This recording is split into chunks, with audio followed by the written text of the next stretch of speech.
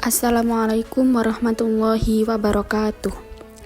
Perkenalkan, saya Fatma Maula Alifia dari Prodi Pendidikan Agama Islam semester 3 Universitas Islam Majapahit. Di sini saya akan menjelaskan tentang hukum riba. Definisi riba. Dalam kata Arab, riba memiliki arti etimologis, tambahan atau peningkatan atau ziyadah. Riba didefinisikan dalam konteks syariah sebagai penambahan yang dilakukan pada transaksi tertentu tanpa ketidakseimbangan yang setara yang dapat merugikan salah satu pihak. Dengan demikian, riba merupakan salah satu ketidakadilan ekonomi yang dilarang oleh Allah Subhanahu wa Ta'ala. Adapun macam-macam riba ada 5, yaitu yang pertama, riba fadl, yaitu jual beli harta ribawi. Apa yang dimaksud harta ribawi? Harta ribawi termasuk emas, perak, makanan, dan lain-lain dengan sesama jenisnya dengan adanya nilai tambahan pada harga ataupun barang yang dibelinya. Contoh, jual beli emas dengan emas, namun beda karat 1 gram emas dengan 24 karat dan 1 gram emas 22 karat. Maka terjadilah nilai tambah atau lebih pada 1 gram emas 24 karat. Hal tersebut termasuk contoh dari riba fadl.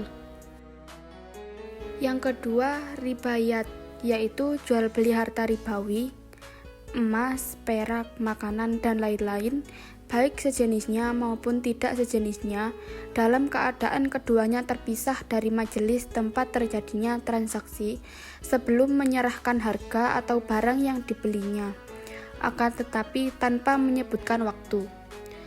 Contoh, penjual makanan menyerahkan makanan kepada pembeli tanpa menyebutkan harganya, dan pembeli membawanya sebelum menyelesaikan akadnya. Hal tersebut merupakan contoh dari ribayat. Yang ketiga, riba jahiliyah. Merupakan jenis riba yang terjadi ketika pelunasan utang dilakukan dengan jumlah yang lebih besar dari pokok pinjaman. Contohnya, jika seorang peminjam tidak mampu membayar hutangnya tepat waktu dan pemberi hutang menambah jumlah pembayaran sebagai syarat kelonggaran, maka hal ini termasuk dalam kategori riba jahiliyah. Yang keempat, riba nasai, yaitu jual beli harta ribawi, emas, perak, makanan, dan lain-lain dengan sesama jenisnya maupun tidak sama jenisnya dengan menunda penyerahan barang yang dibeli atau menunda dari penyerahan keduanya, sekaligus dengan menyebutkan tempo tertentu untuk penyerahan sesuai dengan kesepakatan keduanya. Contoh, sepeda motor ketika dibeli cash harganya 18 juta, namun ketika pembayaran ditangguhkan harganya menjadi 20 juta. Hal tersebut termasuk contoh dari riba nasai.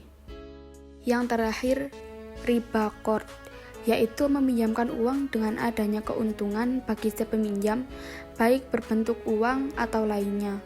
Contoh, hutang uang 5 juta, namun pihak yang menghutangi mensyaratkan dikembalikan sebesar 6 juta. Hal tersebut termasuk contoh dari riba qard.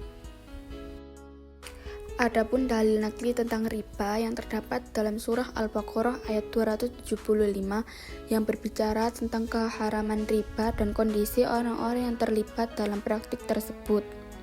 Tafsir dari ayat tersebut menjelaskan bahwa orang-orang yang terlibat dalam riba akan mengalami kondisi mental dan spiritual yang buruk, seolah-olah mereka berdiri dalam keadaan tidak stabil, seperti orang yang terkena gangguan jiwa. Hal ini menunjukkan dampak negatif dari praktik riba terhadap kehidupan mereka, baik di dunia maupun di akhirat. Terakhir, kesimpulan. Riba adalah praktik yang merujuk pada pengambilan nilai tambah dalam transaksi keuangan yang dianggap tidak adil, dan hal ini sangat penting dalam hukum Islam. Secara etimologis, kata riba berasal dari kata bahasa Arab yang berarti tambahan atau peningkatan. Dalam konteks syariah, riba didefinisikan sebagai penambahan yang dilakukan pada transaksi tertentu tanpa adanya keseimbangan yang setara, sehingga dapat merugikan salah satu pihak. Oleh karena itu, riba dianggap sebagai salah satu bentuk ketidakadilan ekonomi yang dilarang oleh Allah Subhanahu wa Ta'ala. Al-Quran secara eksplisit mengharamkan praktik riba, terutama dalam surah Al-Baqarah ayat 275-279. Ayat-ayat ini menegaskan bahwa Allah mengizinkan jual beli, tetapi melarang riba, menunjukkan betapa seriusnya pelanggaran terhadap prinsip keadilan dalam transaksi bisnis.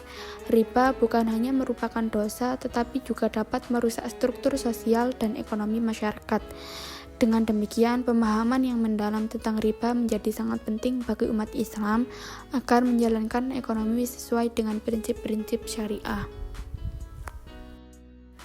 Sekian yang bisa saya jelaskan tentang hukum riba. Mohon maaf sebesar-besarnya apabila ada kekurangan. Wal afu minkum. Wassalamualaikum warahmatullahi wabarakatuh.